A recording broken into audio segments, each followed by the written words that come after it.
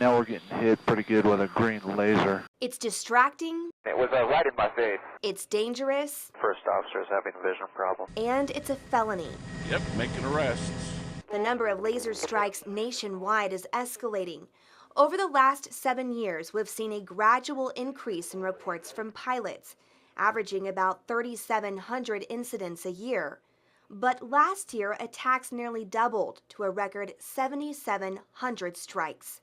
We pushed the FAA for more details on these incidents. Through an open records request, we received dozens of documents. Some contain actual descriptions from the pilots taking off and landing at major airports around the country.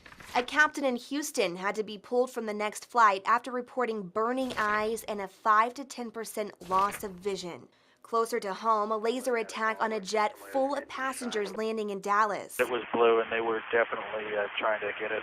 We can document lasers hitting pilots in the cockpits of passenger jets with major airlines, including American, United, and Delta.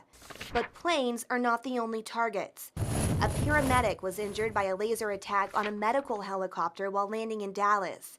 And according to these documents, right here in Lubbock, a pilot of a medical helicopter reported a laser attack. The beam on a $40 or $50 laser can reach 10 miles, and the beam only gets larger as it travels. As it prisms, you know, it can go into 4 or 5 different lights into the aircraft, impacting multiple people. Bruce Mitchell is a nurse paramedic with AeroCare, who tells us when it's dark outside, they're required to wear these night vision goggles. About 25% of our landings are in unsecured areas.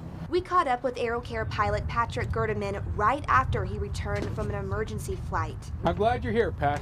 The goggles helped him land safely. You can see power lines a lot better.